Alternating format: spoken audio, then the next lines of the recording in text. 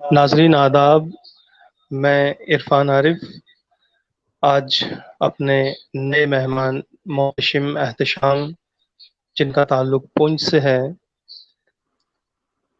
بزم ادب کے حوالے سے بات ہوگی، پونچھ کے حوالے سے بات ہوگی۔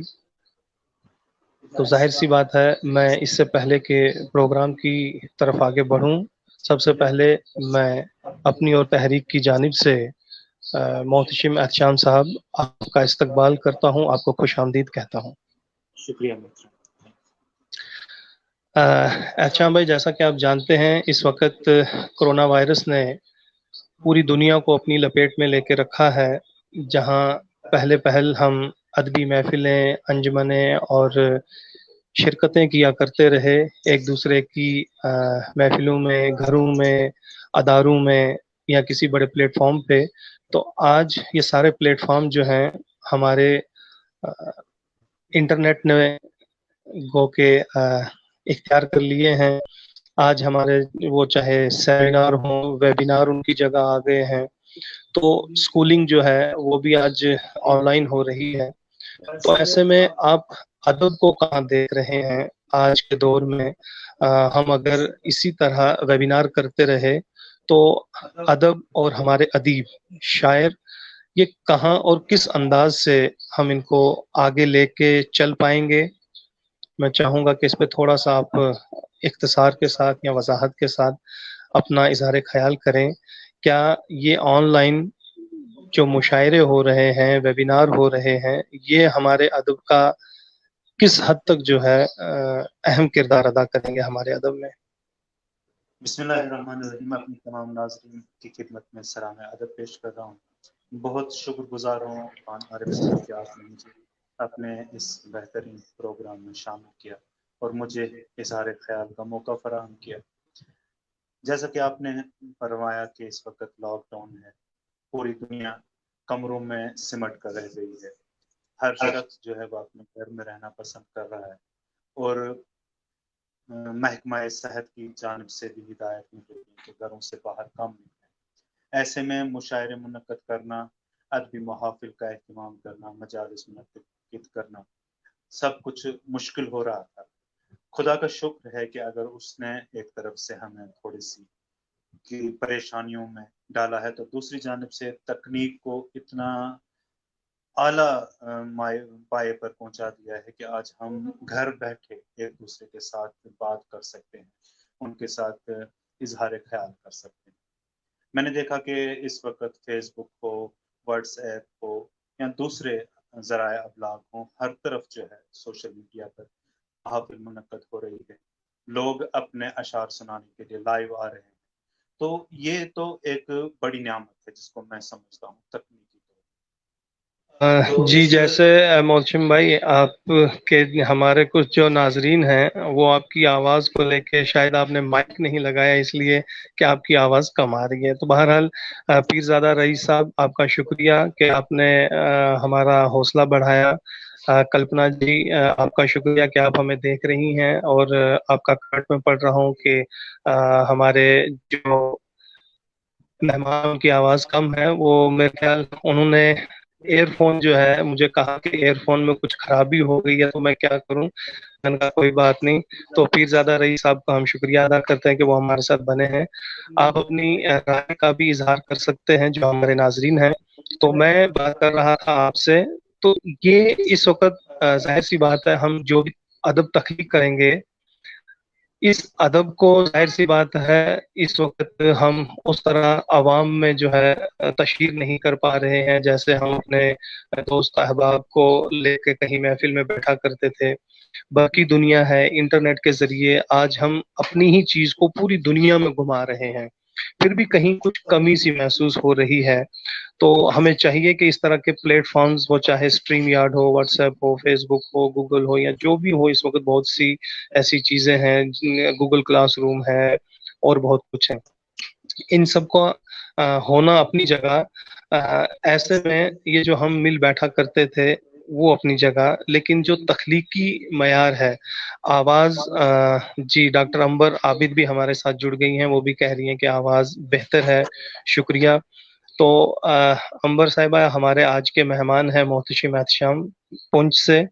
तो मैं चाहूँगा मोहतशिम साहब कि हमें ये बताएं कि जो तख्लीकी मयार है यानी क्रिएटिविटी, आज हम तनकीद को बहुत कम यहाँ डिस्कस करेंगे, तख्लीक को ज़्यादा, क्योंकि आप एक खुद तख्लीककार हैं, शायर हैं, खूबसूरत गज़लें और नज़में कहीं आपने, मनकबत नात, नोहे सलाम कहें आपने।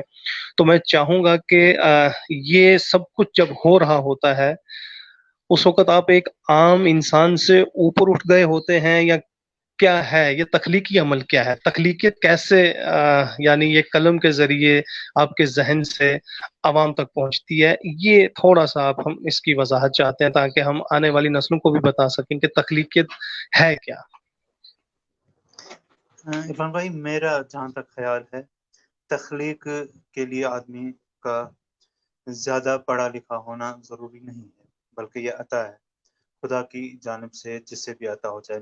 मैंने आम तौर पर देखा है कि कोई शेर जो मैं गढ़ता हूँ, कितनी ही मेहनत कर लूँ, वो लोग पसंद नहीं करते, लेकिन जब कोई एक मिसरा मेरे पास ऊपर से वरूद हो जाता है, अता हो जाता है, तो उसको सभी लोग पसंद कर देते हैं।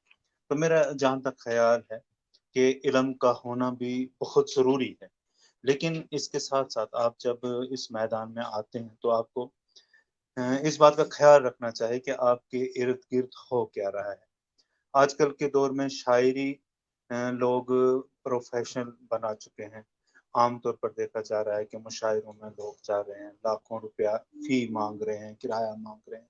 तो उस दौर से हम थोड़ा-सा निकल आए। ये जो हमारे पास इस वक़्त का दौर है, जो आज है, मैं कहता हूँ ये अच्छा दौर है। यहाँ पर आप बिल्कुल किसी उजरत के बगैर बैठ रहे हैं, अपने इज़हार ख़्याल कर रहे हैं, दूसरों तक अपनी वाह आवाज़ वाह! पहुँचा रहे हैं। तो ये मेरे ख़्याल में ये अच्छा है, इसका फ़ायदा हम उठा सकते बहुत खूब, बहुत खूब।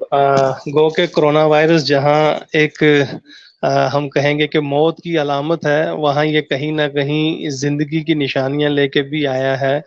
वही जैसे कि मैं एक बार कह भी चुका हूँ कि इंसान कितने भी मुश्किल हालात क्यों ना हो, जीने का फ़न सीख लेता है।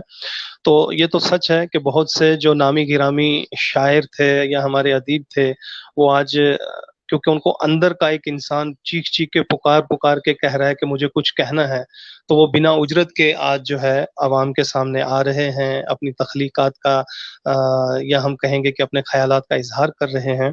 और एक बात बड़ी खूबसूरत आपने कही है कि शायर या अदीब के लिए ख़यालात होने चाहिए, उसका विज़न अच्छा होना चाहिए और वो हालात हाज़िरा पर उसकी नज़र होनी चाहिए। ये बहुत अच्छी बात आपने कही है कि शायर का यानी अपने इर्द-गिर्द की दुनिया को देखते रहना चाहिए।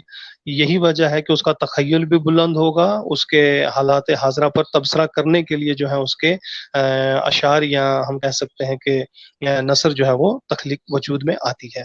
तो मैं यही कह सकता हूँ कि एक शायर अदीब बनने से पहले उसको एक अच्छा मुशाहिदा होना चाहिए, उसके तजुर्बात वसी होने चाहिए, उसके ख़यालात में पाकीज़गी होनी चाहिए। तो बहुत अच्छा लगा। तो मैं चाहूँगा कि आज क्योंकि मुख़्तसर तौर पर ही हमारी ये नशिस्त है, हम अपने आने वाली जो नस्लें हैं, उनको शायरी की तरफ अगर राग़िब करना हो, तो कोई मुख़्तसर सा आपका पैगाम क्या होगा?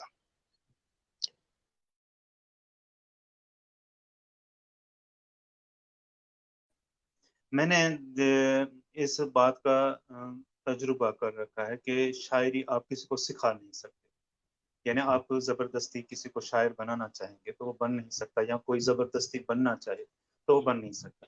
हाँ, इसमें एक बात ज़रूर कहना चाहूँगा कि हमारे नौजवान नस्ल जो है, वो बड़ी तादाद में उर्दू अदब की तरफ इस वक़्त गामज़न है।